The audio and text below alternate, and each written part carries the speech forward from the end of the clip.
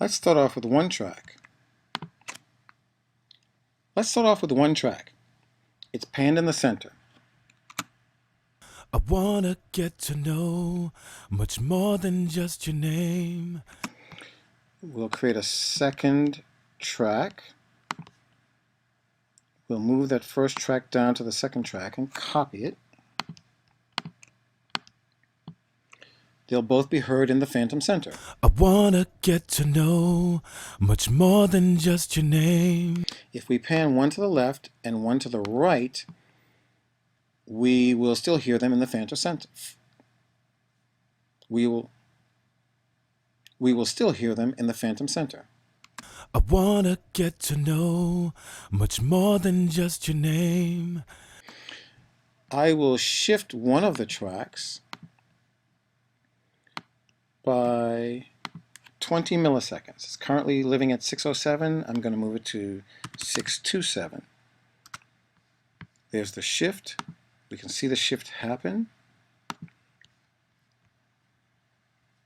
And we will listen to the 20 millisecond shift between the two tracks. I wanna get to know much more than just your name. Interesting concept. This is stereo widening. This is not how I would do stereo widening. The way I would do this, let me delete this track. The way I would do this would be to go into my mix window. Let's listen to our solo vocal in the center once again. I wanna get to know.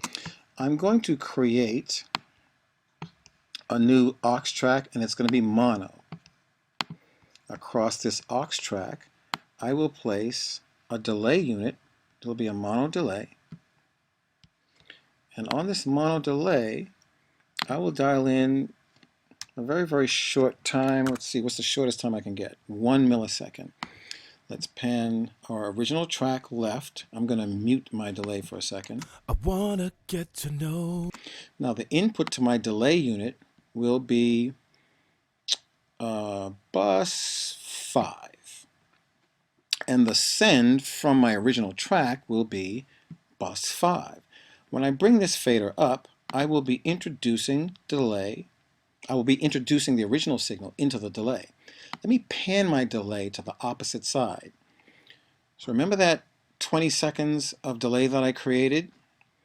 Let's see what happens if I listen to 1 millisecond of delay. I've got 0 feedback, 1 millisecond of delay. I'm going to introduce the delay as I move forward. I wanna get to know much more than just your name.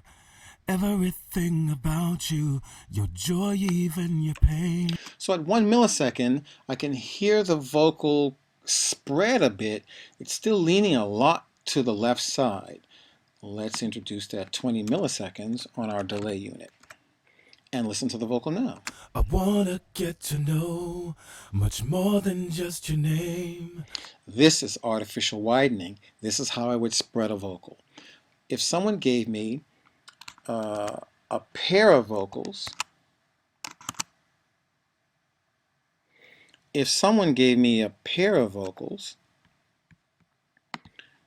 and let me get another note here. 1, 2, 3, 4. So this is a different note. Let's listen to this note. I'll mute my aux. I'll put this back to the center.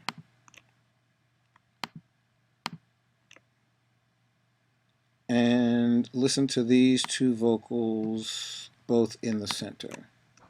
I wanna get to know much more. Now, if those were the only backgrounds that I had to work with, I could potentially take those backgrounds and do something very similar to what I did in the last section. We'll create an aux input. So this first aux input will be we'll call it our wide track, our widening track. The second aux will be BG combined, which is it's not really a great name, but we'll use it for right now. The input of my background vocals will come into this track as bus 6. So background vocal 1 and background vocal 5 will both come out of their tracks, out of bus 6, and be heard in the BG combined track. Let's listen to that. I wanna get to know much more than just your name. Everything. When I hit M, I'm actually muting them so you can see that they're both coming to that one track. Wanna get to know much more than just your name. Now, I will move my send to my delay from that first vocal to the combined track. So the combined track will now be sending information through this fader to my stereo doubling unit. So I'll pan the combined track. I wanna get to know much more than just your name.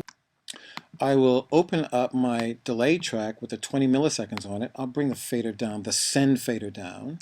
I wanna get to know much more than just your name. Everything about you, your joy, even your pain. It's kind of like got a pingy sound to it, so let's go down to 10 milliseconds and see what that sounds like. I wanna get to know. Sounds a lot tighter. Let's go down to 5 milliseconds and see what that sounds like. I wanna get to know. Still wide. Let's go down to 3 milliseconds and see what that sounds like. I wanna get to know. Let's go down to 2 milliseconds and take a listen. Whoops, not 32. We'll go down to 2 milliseconds and take a listen. I wanna get to know much more. Now we'll go down to 1 millisecond and listen. I wanna get to know. It's still leaning to the left, but that illusion of something occurring on the left and something occurring on the right is still there. This is artificial widening. You can do it with one track or several tracks if you use the parallel busing concept that I did with the background combined track. Artificial widening is used on background vocals in R&B, guitars in rock and roll, on just about everything in dance music and EDM. It is an image that I hear when I listen to a successful record. Just about everything I hear that has reached the top of the charts has some type of widening on it, whether it's natural or artificial.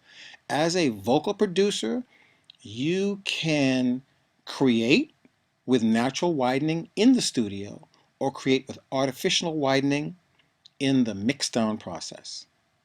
Let's take a look at more.